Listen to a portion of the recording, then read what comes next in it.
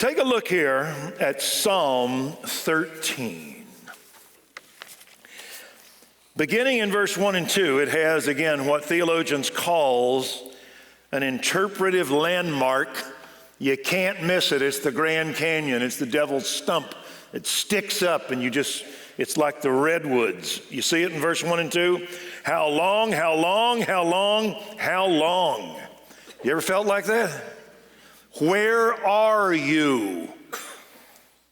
Will you forget me forever? Hide your face from me? How long will I counsel in my soul that I can't get any guidance, that I'm trying to fly this thing myself? Sorrow in my heart all day. I wake up sad, I go to bed sad. My enemy will be exalted over me. The good guys are losing. The bad guys are winning. We're setting forth a picture to all of man what is not true. If you take verse 1 and 2 and just write down the attributes of David, it would say he feels forgotten, unloved, confused, sad, weary, defeated, and scared. Aren't you glad the Bible deals with reality? I have guys say to me sometimes, I don't really need God. I think some people need him, but I don't need all that pie in the sky. To which I say, have you never read the Bible? It is the dirtiest, earthiest, grittiest book. The problem is we tend to live in unreality. The Bible sucks us into the reality of life. And that is a fallen world right there. The question of where are you and why do you tarry? And so David just pours out his heart to God, and then he waits. And that is the hardest thing in the Christian life. C.S. Lewis said the hardest thing in the Christian life is what is called the silence of God, to where you hurt in silence.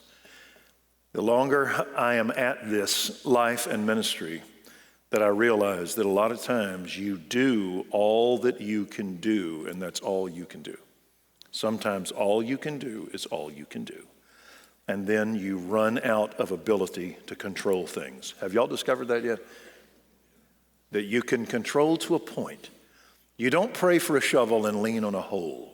No, that's stupid. You don't pray for a hole and lean on a shovel. Am I an idiot? You don't pray for a hole, then lean on a shovel. Preston, cut that out right there. All right. And you don't. Sometimes you have to do what you have to do. But there is a point that life gets out of control. And you just say, God, you better show up because you're the missing part right here. And you just have to rest in God. Job never found out at the end of the book of Job what went on. He never understood why all of a sudden his world fell apart. At the end of the book, he's twice what he was, and he's a better man. I heard of you by the hearing of the ear, but now I see you, and I repent in sackcloth.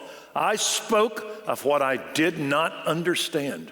Can pain refine us sometimes, elevate us? But God never sat down with Job and said, one day all the sons of God were assembled here and the devil was among them, and we had this conversation. And he said, and I said, then I said back, and he said, and that's why this happened to you. He never told him that you were the theater for the sentient universe that was watching with knowledge of what was happening. Never told him that. You just trust me. Just trust me. We sing in one of our hymns, by and by, when the morning comes, when the saints of God are gathered home, we'll tell the story of how we've overcome. We will understand it better by and by. Why did a guy write that hymn? Because he'd been there. My father's favorite hymn that he would burst out, the only hymn I ever heard him sing, I think. He would burst out with it. Our home was about 900 square feet. And the central room of the home was the bathroom. It was like the house was built around the commode, if you understand what I'm saying. It's a marvelous building structure, all right. And the bathroom was all porcelain, so it was like an echo chamber. I'll just leave that right there. And there were 5 men in our family, 4 boys and 1 father who worked at a bomb factory, and 1 beleaguered mother, 1 woman, 1 female person. And so my father would go to the bathroom and he would erupt in his song. Farther along, we'll know all about it. Then mother would come in, Herbert, shut that up. You're going to wake up the neighborhood. But that was his song. Farther along. You ever sung that? Farther along, we'll know all about it. Farther along, we'll understand why. Cheer up, my brother, live in the sunshine. We'll understand it all by and by. And that's life. And sometimes all you can do is all you can do, and then you wait on the grace of God. God has rigged life that you can go so far, and ultimately God's going to have to intervene. The ultimate act of faith is going to be when you're going to die and shut your eyes for the last time, hoping, trusting that that person who said, today you'll be with me, is going to be good to his word. And so that thief went into the dark with that pronoun. You'll be with me. You die that way.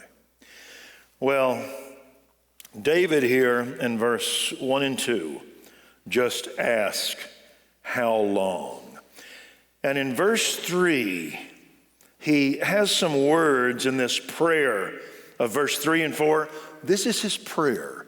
And each word is just like a claymore mine. It just goes off. Consider and answer me. Consider simply means, God, see me and know where I am. I want to know that you consider me. If I can go through any problem, I don't need to know why it's happening. But all I have to have is the knowledge that God sees me. You know where I am. I have to believe that. Hagar, remember her? She's pregnant with this child from Abraham. It blew up in their face. She's cast out of the house. She's in the desert. Her home is Egypt. She's a long way from home. And she just starts walking. And she thinks she's going to die. And it's the first occurrence in the Bible of the angel of Jehovah. This person that occurs all through the Old Testament that claims to be God and yet speaks to God. And you never see him after the Old Testament because now we have an incarnation. It's the pre-incarnate appearance of the Word of God, the Son of God. And that's why the book of Micah says of Messiah, his goings forth have been from of old, even from eternity. He's there. And so Hagar looks up and here he is. And he says, Hagar, I've heard your cry. I heard you crying. And you're not going to die. No, you're going to become a great nation. You're going to have 12 princes come out of you, the Arabs, because you're what you concern me because you're a concern of Abraham. So I'm going to take care of you, promise. And incidentally, if you'll open your eyes, you'll see there's a well right here. It was right in front of you. You just didn't know it. The answer was right here. You just didn't know it. And she names the well Be'er Lahai Roy. Be'er means the well. Lahaim, you ever heard Jews say that when they're going to toast? Lahaim, it means to life. Lahaim. ROI is a word for the God who sees. And he says, she says, I've remained alive after you're seeing me. She says, you're a God who sees because I'm alive after seeing you. You actually hear me and you come and you give a darn about me. The Bible says of the idols, they have eyes to see and see not. Remember Elijah? Yell louder. Maybe he's asleep. Tell Baal to get up out of bed. Maybe he's gone on a journey. Thou art a God who sees. And so she says, you know me, and you know where I am. The God of the universe, and I am one little Egyptian woman stuck in the desert with a kid. Surely you're a God who sees. Well, it's interesting that that's the first appearance of the Messiah, is to a Gentile who was to the point of death, and yet because that she was of Abraham, that God would take care of her. Sound familiar? Sounds like you, the bride of Christ. One of our girls in our choir, she works in our office, her name is Carissa Avis, and she said that she has a little Maltese named Sophie. And she said, when we go to bed at night, Sophie will jump into the bed and lay down.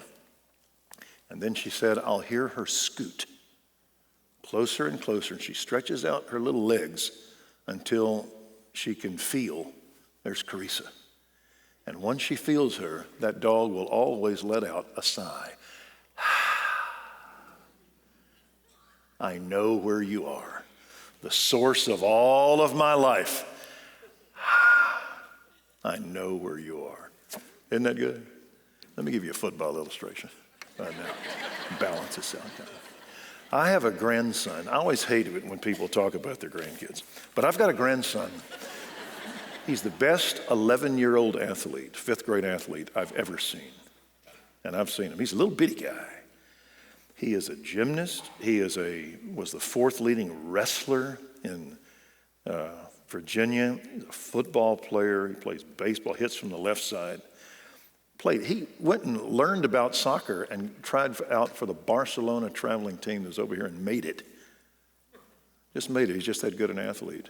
And then he quit when he found out you had to play every weekend. He didn't want to do that. But he loved all sports. Plays soccer, plays basketball.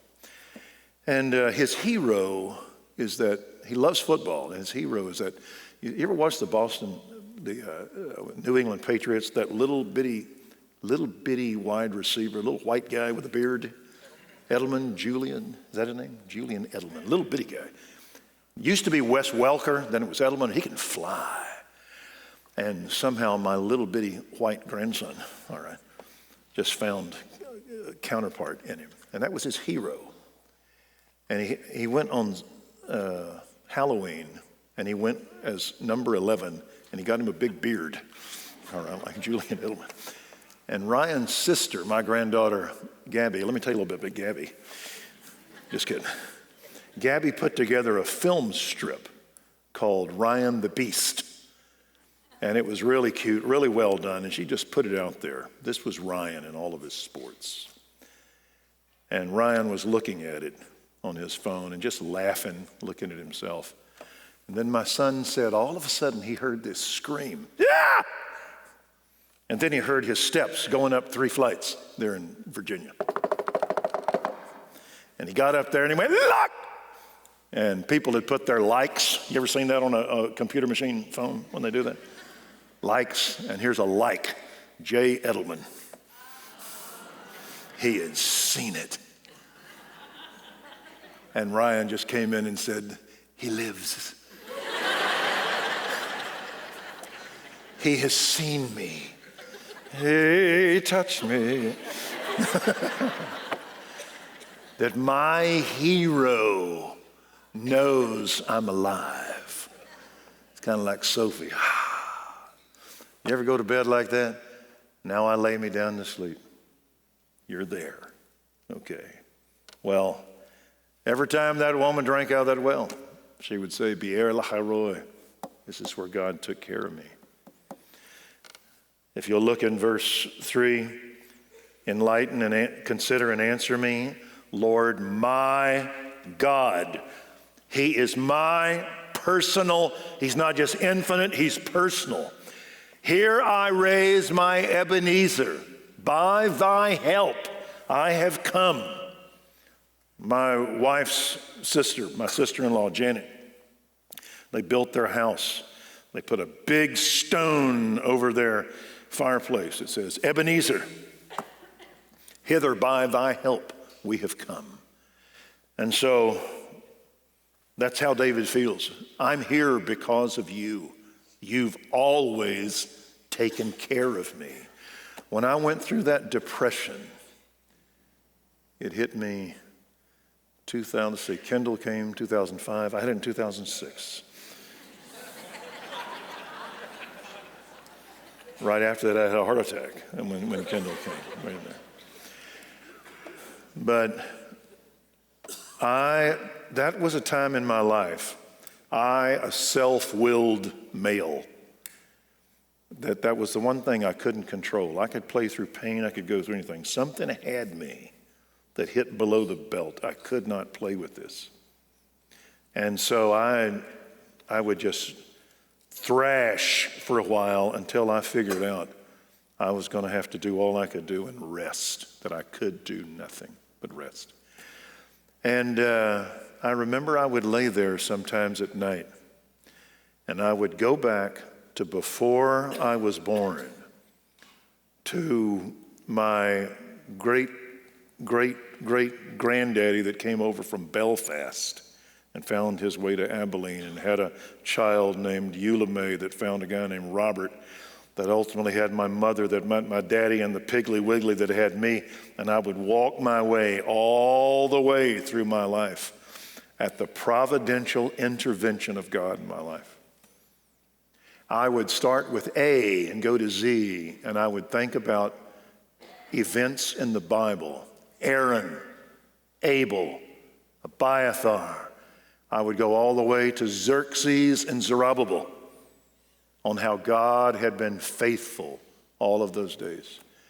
I would ponder on the attributes of God and think my way through the attributes of God. I felt like I was a sparrow trying to find a rock that would not move, that I could rest in. And so I think we've all been there. That's where David was. Consider me, because you're my God. You've been here all my life, and now you got to come a-running one more time. You ever been there? You better come a-running one more time. Well, he says in verse 3, enlighten my eyes. In the Old Testament, enlighten has the idea of joy.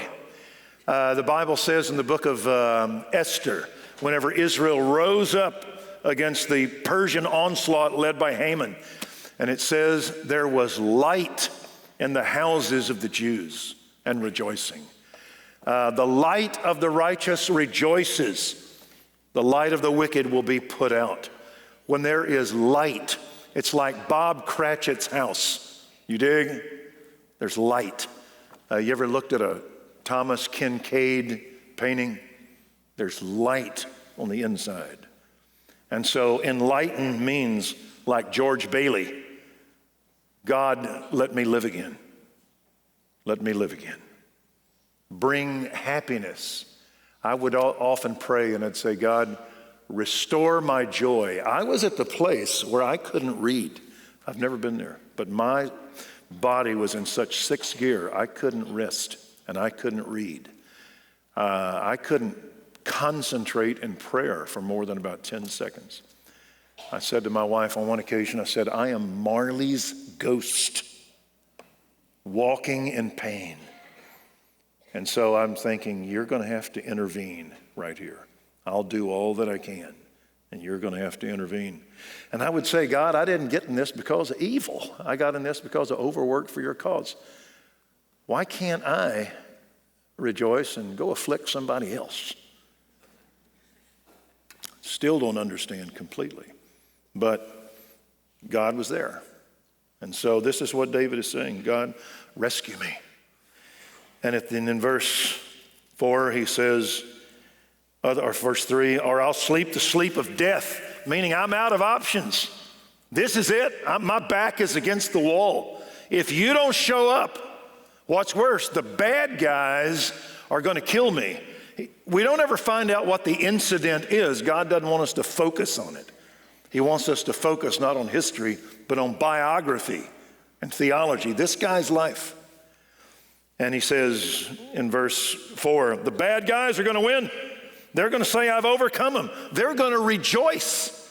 Remember when Saul took his own life and David sang a song and he said, tell it not in Gath, proclaim it not in Ashkelon, how the mighty have fallen. Don't let the heathen hear that a Jewish king died by his own hands. And so David says, God, I am in a cul-de-sac. It's against all odds, and you are going to have to show up. Are you with me so far? Are y'all glad the psalm doesn't end right here? Well, in verse 5, we have got Little Nell on the railroad track, and here comes Dudley Do-Right. Is anybody with me? Here he comes. What show was that? Bullwinkle. Anybody? Oh, holy show. In verse 5, how does it begin? What's the first word? But. Aren't you glad? But God. Donald Gray, no. Great Presbyterian up north. 10th Presbyterian. James Montgomery Boyce. He said he was going to write a book called But God. Of all the times in the Bible that will come in and say, but God. God showed up. He says, but I have trusted. That's past perfect. Something I did in the past, and it's still going on right now. I had shut the door. That's past perfect. I shut it, and it's still shut. I have shut the door. It is still shut. I have trusted. God, I know whom I have believed, and I am confident you're able to keep what I've entrusted to you until that day. Ought to be a verse. It is in 2 Timothy 1. It's about Paul felt. And so he says, I have trusted. And I have trusted in your loving kindness, your hesed. You made promises to Abraham. I will bless those who bless you. You made promises to me in the Davidic covenant. You said your descendant will sit on the throne house and kingdom of David forever. I will discipline them with rod like sons, but I will not take my loving kindness from you as I took it from Saul. I am committed to the Davidic line. And so he is resting in the promises of God, trusting in God's revealed word. In other words, he just says, God, I know who you are. I don't know what's happening, but I know who you are. I'm going to give you a little illustration, and I'll promise you're going to remember this for the rest of your life. David makes it because David has got a big butt. Now, let me explain that. The reason you're going to make it through life is you better get you a big butt.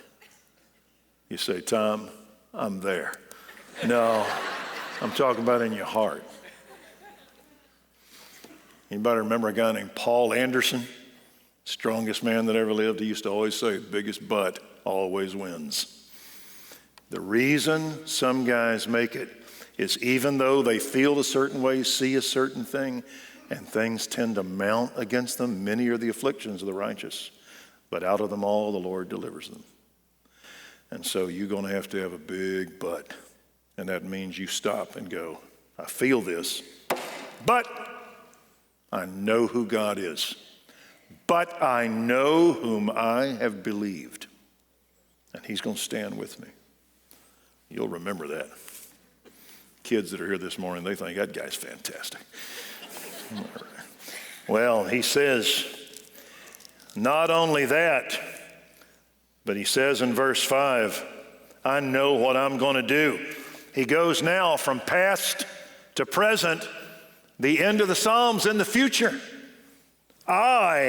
My heart shall rejoice in your deliverance. I know you're coming, and there's going to be a day that I'm going to sing right here in this spot about what you have done. I believe it. And I'm going to sing to you. There's going to be a day that I'm going to serenade you, God, with what you're going to do in my life. I will sing to the Lord. You remember a issue in Sarah's life when she died, and Abraham, who had never bought anything in his life, he went and bought the land to bury her on.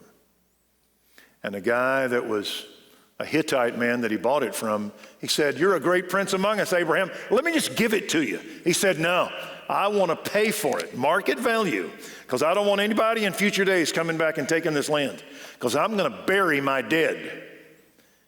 And so I'm going to put Sarah, we're going to put me, we're going to put Isaac, we're going to put Jacob, we're going to put their wives, except for Rachel, she didn't make it, died in Bethlehem. We're going to put Joseph someday." And I believe, now let me ask you something. When Abraham died, had the Abrahamic promise been fulfilled? Be careful. Had he had by this time a great nation that would occupy the land? He had not.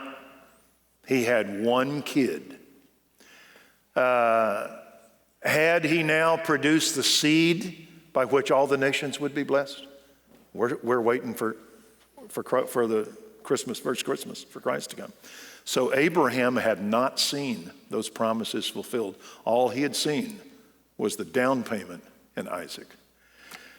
And so he believed someday we're going to have a nation right here, and we're going to become a great nation and a blessing to the earth. "Well, I don't see it, Abraham." And he said, "Well, I do. I have a city which has foundations, whose architect and builder is God, and it's going to happen. And so I need a grave plot right here, because there's going to be a nation rise up around it someday. It's called Machpelah, the tomb of the fathers. And I want it right here." Now that's what you call faith. I hadn't seen it, but I'm trusting, and I'm going to go to the death trusting in God. Question: are you and I going to have to do the same thing? Anybody here seen Jesus yet? I hadn't. Peter said, "You love him though you do not see him." We're like that Roman centurion. "I'm not worthy for you to come under my house. You just say the word, and my servant will be healed." I hadn't seen you. We're the Good Samaritan, the guy that he healed. We wake up in the hospital, all taken care of. We say, "Where is he?" And the innkeeper says, "Well, he's gone away, but he paid for everything you had and everything you're going to need. And what's more, he's coming back, and you're going to see him." And so we're going to wake up, and we're there. And so that's the way we are. We're going to our death. And the last thing you'll remember is when we all get together. What a day of rejoicing that will be, when we all see your flat line.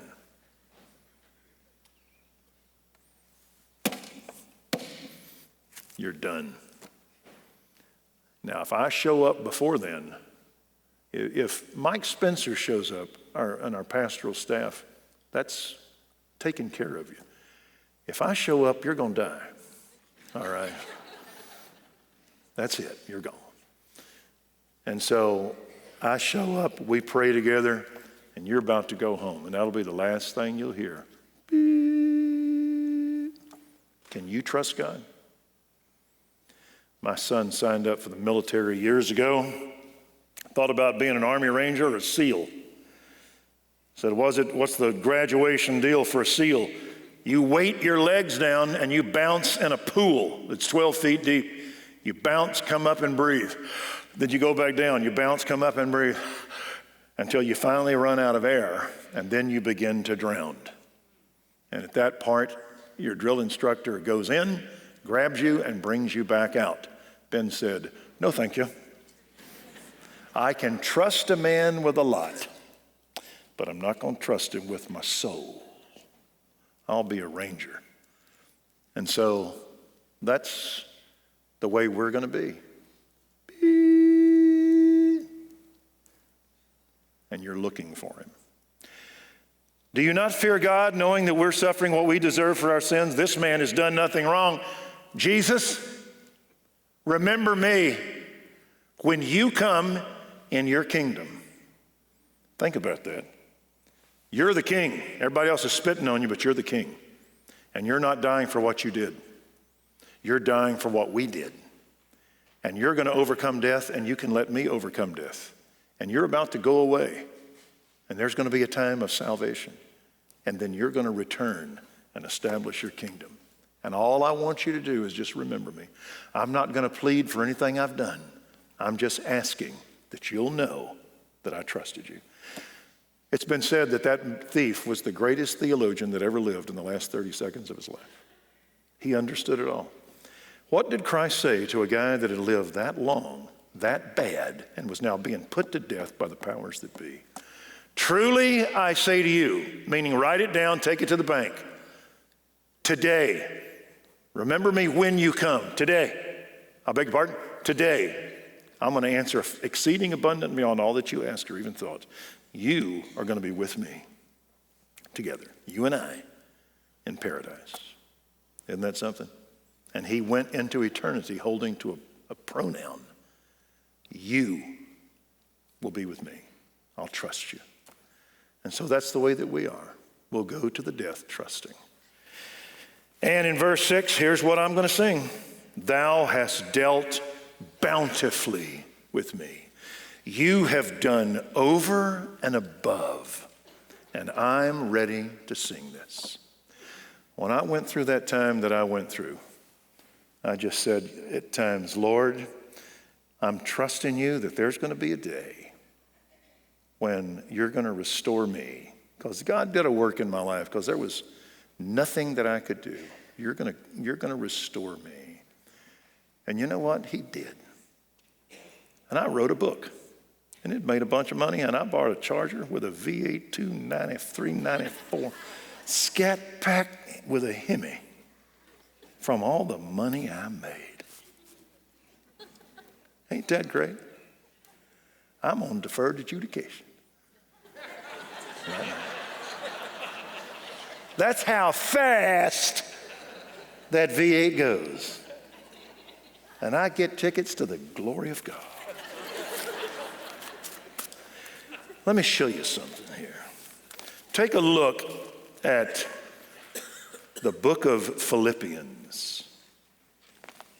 When Paul is in his Roman imprisonment and he prays. Philippians chapter 1. And here's what he prays. In verse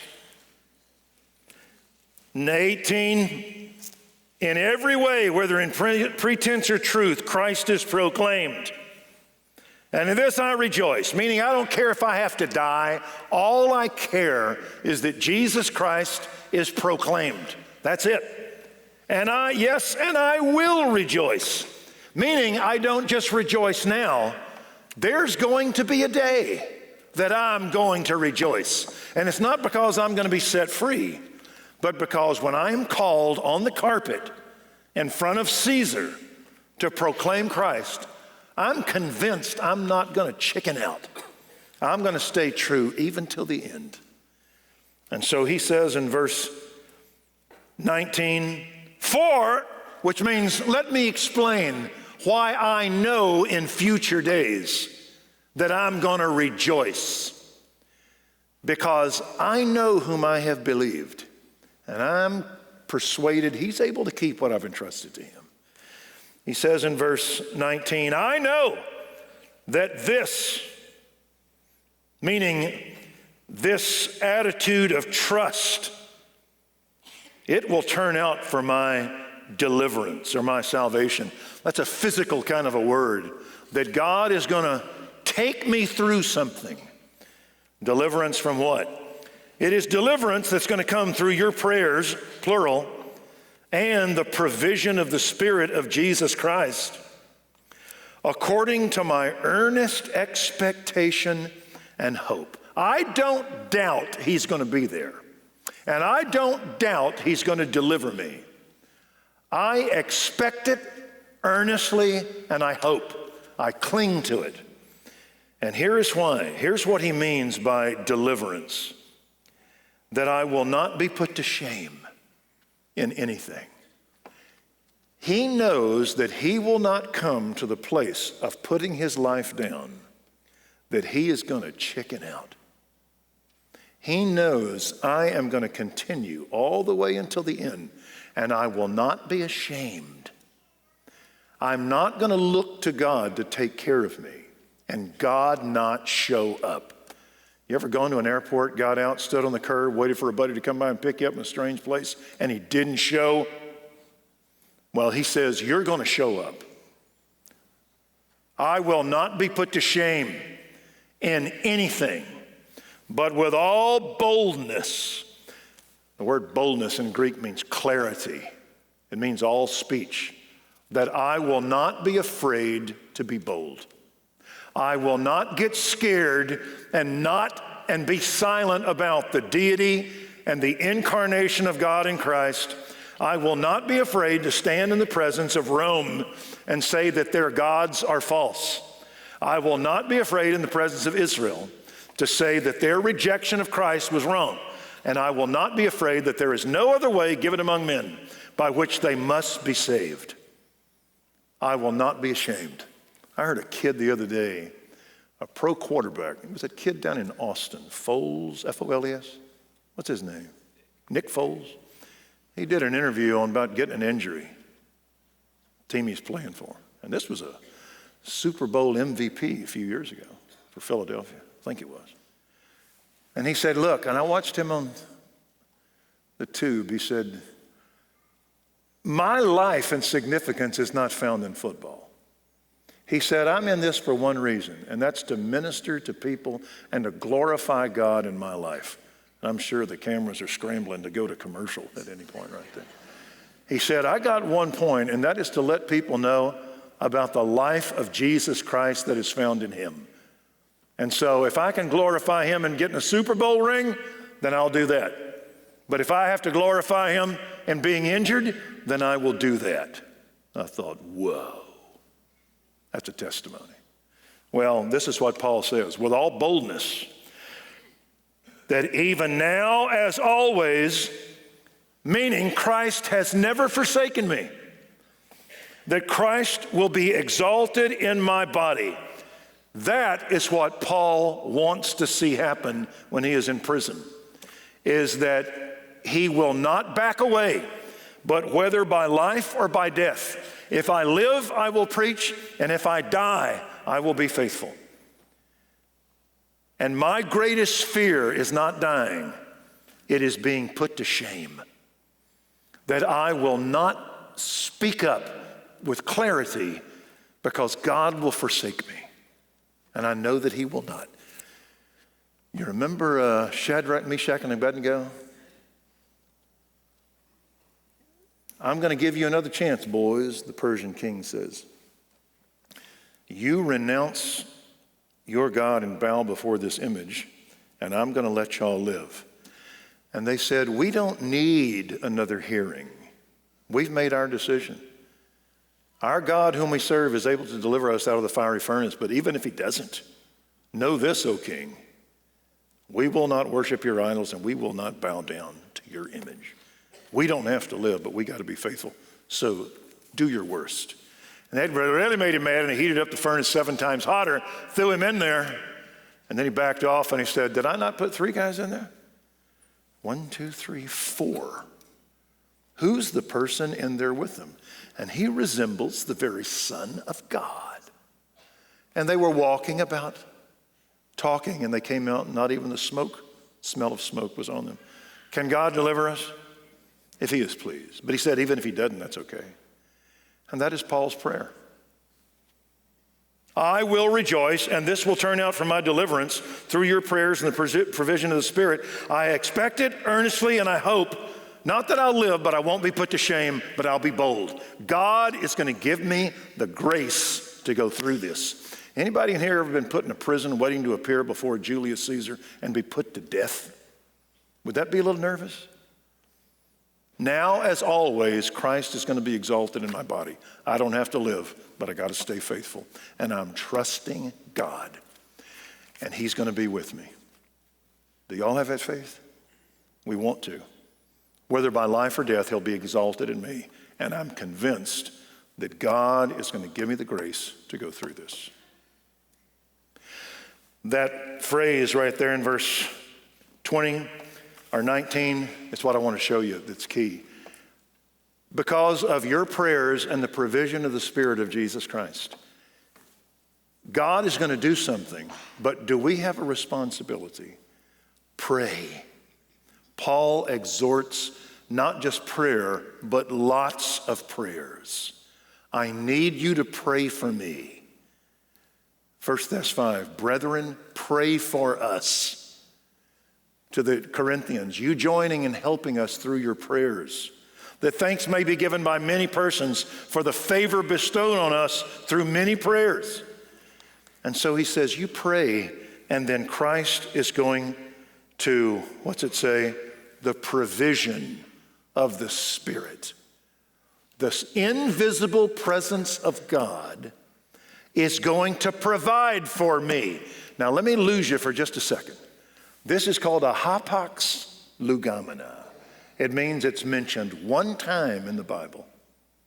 The word provision is the Greek word we get the word choreographer. Isn't that weird? Somebody at a musicale that directs the musicale and the dance and the settings and all that stuff. Would y'all agree that musicals are a little bit gaudy? They are. Whenever you would put on a play in the days of the New Testament, you had to draw a crowd. And the way you would draw a crowd was by the choreographer. His job was to set up a set that was so flamboyant and so extravagant that everybody would leave the banality of their everyday lives and come see this spectacle. It's why we go to Las Vegas. At least you do. I don't myself. But because there's a spectacle. Or Branson, there's a spectacle. There's something you've never seen. There are special effects, computer-generated images. I'm going to show you something sensational. And so the word choreographer was a word that meant overdone, beyond, above and beyond. That's the word he uses. He's not just going to provide for me. This is going to be Siegfried and Roy. Does anybody have any idea of what I just said right now? We're going to do it big. God is not just going to take care of me. I'm going to speak up on the, what's he say to the Philippians? Even the household of Caesar is going to hear this. And I'm not just going to speak up. I'm going to write Ephesians and Philippians and Colossians. I'm going to lead a guy to Christ named Onesimus. I'm going to send him back to Colossae. He's going to be a bishop in that church. So God is going to do great things. And I expect it and I hope it. And he's always been there with me. Amen. Now, that's what it means to trust completely in the grace of God. It's like William Wallace in Braveheart. The night before he dies, the next morning, he lifts up his eyes and he prays, God, help me die well. Help me die well. Death before dishonor, that is my greatest longing, that you would be glorified and you're with me right here. But back in the early days of Denton Bible, when we were over in the Summerall Center, we had a guy come down from New York. He was from Huntington, New York. He was a jazz trumpet player. His name was Howie Tomlinson. He was a little bit out of place down at Denton Bible. He just sounded different. His name was Howie Tomlinson from New York, from Huntington, New York. And he came down and he got saved. And his greatest delight was Denton Bible and the Bible and Mel, myself, and all of those that knew him and loved him. But Howie was just a different guy. but he loved the Lord. Whenever we built the Summerall Center, we built it ourselves. And I remember putting in insulation back there with Howie. I can remember digging a sewage line, and Howie and I dug it together. And he was just a faithful, loyal guy. And while he was here, he went out jogging one day and he got hit by a car. And it injured him greatly, busted up his head, broke his leg. And so he made it through it. And one day he was over at, how many of you remember Chuck Wagon Barbecue? Yeah, a number of us were over there eating. And all of a sudden Howie fell out and had a seizure. And we grabbed him and helped him, then took him to an emergency room to see what was wrong with him. Because our thought was that this lick with his car he took when he was out jogging, giving him a concussion. Turned out it wasn't, that they just so happened that they found it was because of a tumor, he had a brain tumor. And it was not malignant, but it did grow. And it would crowd out stuff and shut down things. And so they went in to operate, and they told him that we're going to take it, but we can't take it all. And then it would grow back, and they would go in. And every time they would go back in, Howie would memorize a chapter of Scripture. And he would recite it in the prep room, and then he would recite it when he came out. And the nurses just got to love this guy that would quote Scripture. And his heart was always upbeat. Well, he finished, and he moved back up north, and he still had to periodically have these surgeries. And while he was there, he met a girl named Jeannie.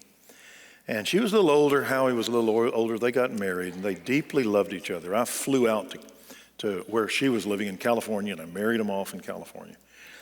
And he kept having these operations, and every time they would do it, a little bit of Howie would be taken away. And so we constantly watched him just trust God. And he was one of those guys that when you would talk with him and visit him, you would have your heart uplifted by Howie. He said, I have nothing else but God, and I'm going to trust him. When he wants to take me, he can, but I'm going to glorify him. I don't know how many nurses and doctors heard the gospel through Howie, and anybody that came to visit him, that he had joy in his heart. It was like God just drew near him. It was like there was almost a presence about him. And his wife, Jeannie, would visit him just lived there with him. He went into hospice care. And while she was visiting him, they found out that she had cancer. And she ended up going into hospice care right next to him. He was in one bed and Jeannie was in the other. And she had been writing a book on Howard, and it was called Hope for Those Who Hurt. And Jeannie died first. And Howie couldn't attend her funeral. But he and I would talk, and I would notice his writing would get worse and worse. But he just continued to trust in God. He'd visit with Mel, visit with me, all the buddies down here that he had, and we just prayed for him. Until finally, Howie passed away, and Jeannie's brother finished the book. I think we got a picture. That was Howie from Huntington, New York. And that was Jeannie next to him. And they died literally within days of each other. And you know, I just look at him, and every time I go through difficulty, this guy comes to mind.